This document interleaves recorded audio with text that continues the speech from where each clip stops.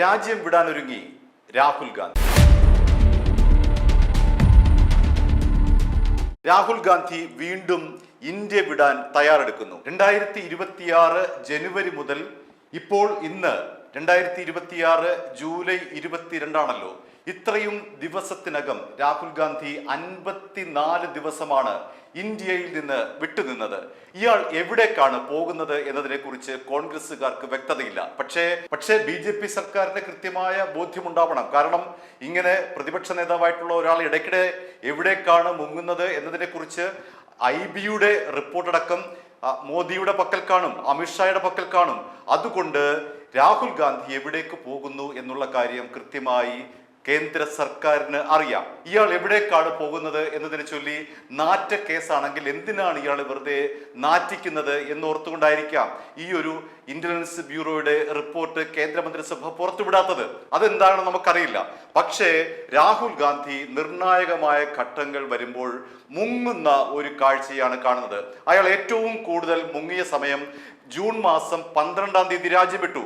അതിനുശേഷം വരുന്നത് ജൂലൈ 13 പാർലമെന്റിന്റെ വർഷകാല സമ്മേളനം ആരംഭിക്കുന്നതെന്നാണ് ജൂലൈ 20 അതായത് വർഷകാല സമ്മേളനം ആരംഭിക്കുന്നതിന് തൊട്ട് മുൻപ് കൃത്യം ഒരാഴ്ച മുൻപാണ് ഇയാൾ ഏതോ അജ്ഞാത കേന്ദ്രത്തിൽ നിന്നും തിരികെ രാജ്യത്തിലേക്ക് വരുന്നത്, ഇന്ത്യയിലേക്ക് വരുന്നത്. പിന്നെ നമ്മൾ കാണുന്നത് പട്ടി ഷോയാണ്. അതായത് CJPയുടെ മാർച്ച് കയ്യേറിക്കൊണ്ട് ആ CJPയുടെ മാർച്ചിനെ ഹൈജാക്ക് ചെയ്തുകൊണ്ട് ഇന്നലെ നടത്തിയ നാടകം നമ്മൾ കണ്ടതാണ്. ഇയാൾ ഏതെങ്കിലും ഒരു ജനകീയ വിഷയത്തിൽ ഇടപെട്ട് ആ വിഷയം പരിഹരിച്ചതായി നമുക്ക് ഇന്നേ വരെ അറിവില്ല. ഇയാൾ ഏതെങ്കിലും ഒരു കൃത്യമായ നിർണായകമായ ഇടപെടൽ രാജ്യസഭയിലോ ലോക്സഭയിലോ നടത്തിയതായി നമുക്ക് അറിയില്ല. ഇയാളുടെ ഇടപെടൽ മൂലം ഏതെങ്കിലും ഒരു കാര്യം രാജ്യത്ത് സ്ഥാപിച്ചെടുത്തതായി നമുക്ക് അറിയില്ല. വെറുതെ വരുന്നു, പാർലമെന്റിൽ പോകുന്നു, എന്തൊക്കെയോ വിടുവായ്ത്തരം പറയുന്നു, തിരിച്ചു വരുന്നു, രാജ്യം വിട്ടുപോകുന്നു.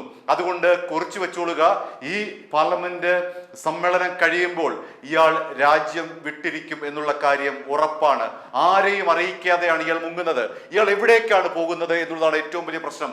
കോൺഗ്രസ്സുകാർ ഇതേക്കുറിച്ച് മിണ്ടുന്നില്ല, കോൺഗ്രസ് നേതാക്കൾ ഇതേക്കുറിച്ച് മിണ്ടുന്നില്ല. രാഹുൽ ഗാന്ധിയുടെ കുടുംബാംഗങ്ങൾ, പ്രിയങ്ക ഗാന്ധി അടക്കമുള്ളവർ ഇക്കാര്യത്തിൽ മൗനം പാലിക്കുന്നു.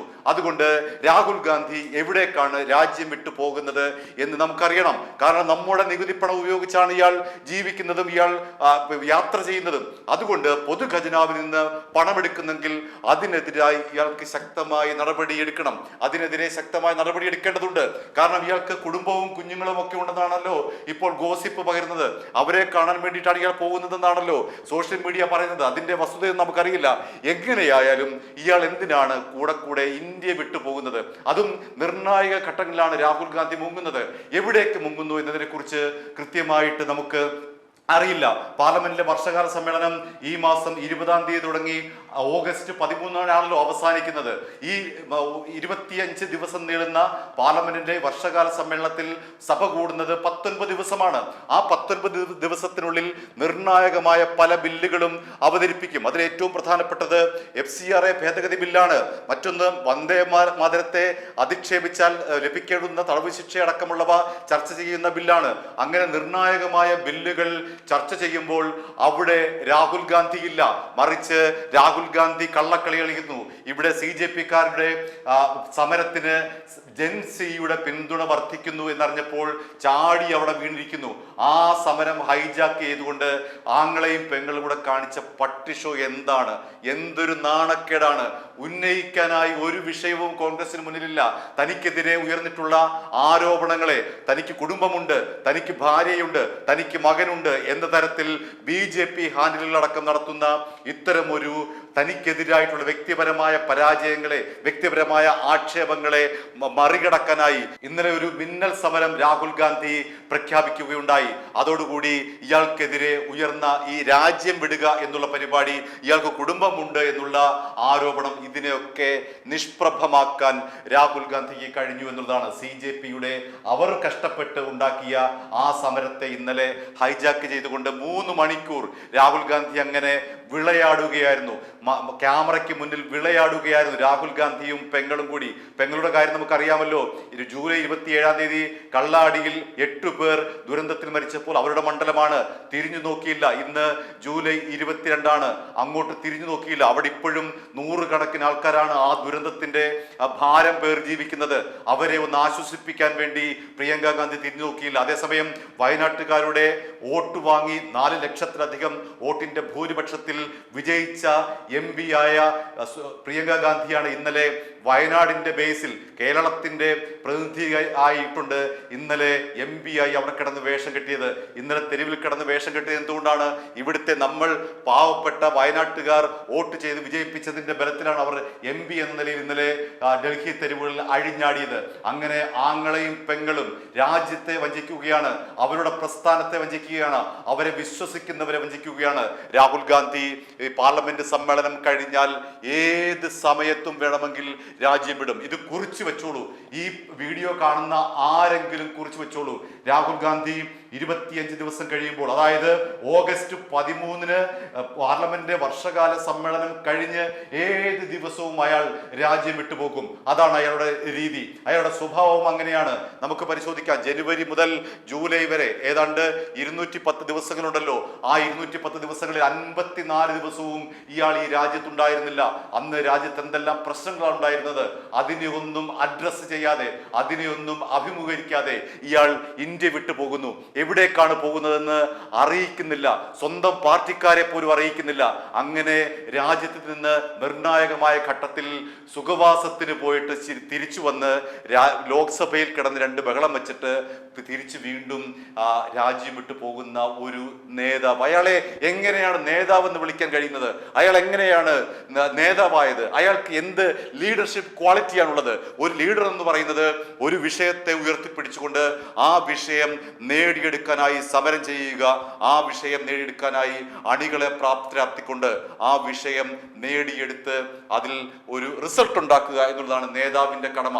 എന്നാൽ ഇവിടെ രാഹുൽ ഗാന്ധി കഴിഞ്ഞ 2 LDA ഭരണകാലത്തും എന്ത് നേട്ടമാണ് ഉണ്ടാക്കിയത്?